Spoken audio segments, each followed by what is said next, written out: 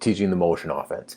So there are some things that you need to know. Motion is something that's thrown out there, and everybody says I teach motion. So whether you're teaching motion as a dribble drive motion, or you're teaching motion as a read and react motion, or you think of it in the old school Bobby Knight style motion, everybody kind of has their own opinion of what motion is. The biggest thing, especially we're going to start at the middle school level, so we're going to talk about how do we do it, the basics, and work our way up with it. The biggest thing when you're teaching a motion offense is to know the rules that you want to use when you're teaching that offense. And there's got to be some specific rules in place for the players to understand. And this is going to be true not only at the middle school level, but also when they get into the 9th, the 10th, and then up to the varsity level, is there has to be specific rules. There has to be some parameters in which your players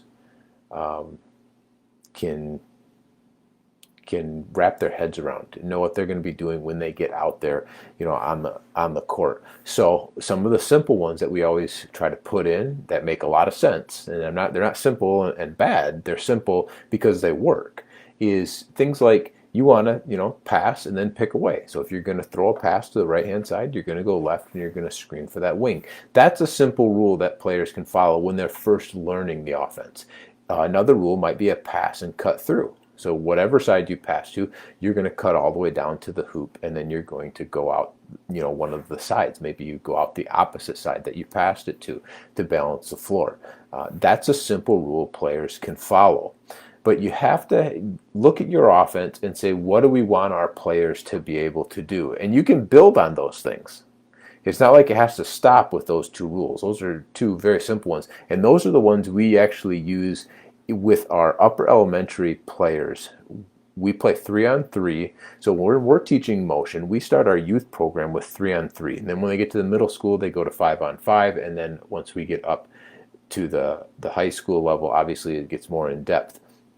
But at the elementary level, the 3-on-3, we're teaching concepts like pass and screen away, pass and cut, or we're teaching players, every week has a different emphasis. So one week might be teaching how to set a back screen. Might be where we're teaching, to have a post player in the post. So if somebody drives from the wing, what does our post player do? Well, the rule is if they drive to the baseline, the post player is going to kind of curl themselves up, or is going to step up the free throw lane to give space to that person driving. If the wing drives into the center, into kind of the top of the free throw area, then our post player is going to kind of fan out just a little bit and get into the short corner area. So those are some very basic rules that we can start to give any kid. A post player is not like your biggest kid or is the only kid who's down there. It's whoever happens to be there at the time of the drive. So we have it laid out for our youth coaches where they can teach each week a different skill or different concept to the player. Now, that's not the bulk of the practice. That is a portion of it. The bulk of practice really is skill development. And the better skilled your players are, that's where you're going to start getting kids who can handle the ball better, can pass better, are going to feel more comfortable under pressure, things like that. And all of that goes into building a motion offense as well. But the first thing, after all those examples there, the first thing really is just to say, you have to give specific rules to your players. The second step in teaching motion offense is going to be allowing them to make the mistakes and then helping them find the solution. And there are a few different ways of doing this. I like kind of doing the whole part whole method. We did the drills, we learned some of the basic rules.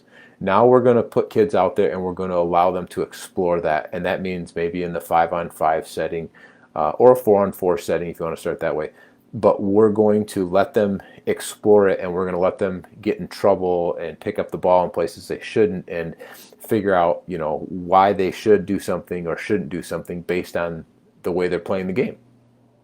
And that's a great way to be able to have the players learn the game, because it can't be just the rules. We can't just say, here are the rules, you got to do them, because every situation in the game doesn't fit those rules every single time. So problem solving has to become part of it. So once they've had an experience with the problem, now we can go to that part. So we get whole, part, whole again. So we're in the part, in the middle. What we want to be able to do is we want to put them in situations where they're going to have to see those problems over and over again and find a solution. And that's where small-sided games come in. These are absolutely wonderful. There's tons of them. If you go into the coaching lab, you'll be able to find, there's a couple different PDFs I have on small-sided games. There's videos on small-sided games that you can throw in. You can do them out of shell drills if you want. You can do them more out of kind of set players up in specific spots on the floor and run the drills. But those small-sided games, or you can think of as decision-making games, help the players make decisions when they get into a problem. Where are my options to pass? What are my options to keep my dribble? What should I do when I get in this circumstance? Have I kept my pivot foot? Those types of things. And there's lots of teaching points, but the players begin to really learn how to play the game and think the game while they're on the floor. Ultimately, that's what we want to have happen, is for the players to think. Now, if you're not a motion coach, so you've watched this and you're like, you talked 5 minutes about motion, I don't teach motion. Think about every time the ball is shot, and over 50% of shots are missed in games, especially in high school games. But think about when the ball is shot and there's a rebound. What happens on that rebound? Do you kick it out every single time to get a new set going, to get a new play going, to align everybody? Or do you have your players try to react and score based upon where they got the ball? Most of the time, the players get it and they either shoot it or pass it or dribble it based upon what's in front of them. They're thinking the game and they're starting to solve the problem of, I've got the rebound, what do I do with it?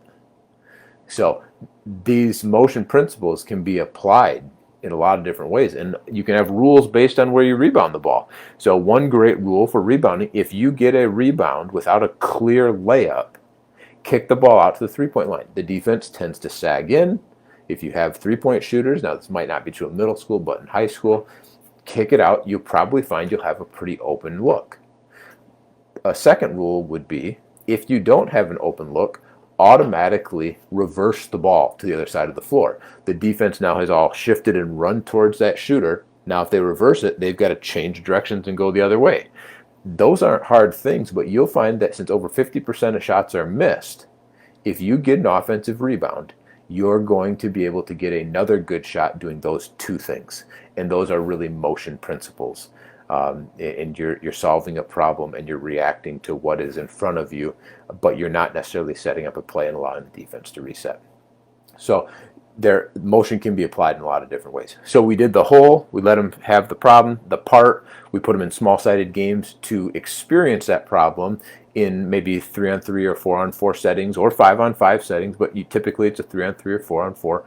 And then we come back to the whole. We put it all back in together and we let them go up and down and we let them experience things on their own again. And now they have these new tools that they can use, these new decision-making processes to use. So that's the way that we like to teach motion offense. But you have to remember, and if I could add a fourth thing into this, it takes time. The kids are going to mess it up. They're going to miss shots. They're going to get frustrated.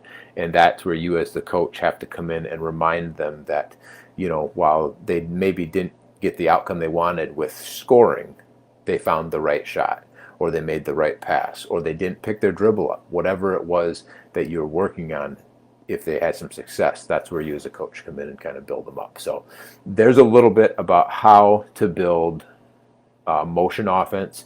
And again, I said in middle school, but it can be really elementary, middle, all the way up to your high school. You just get more in depth as the players get it and understand it.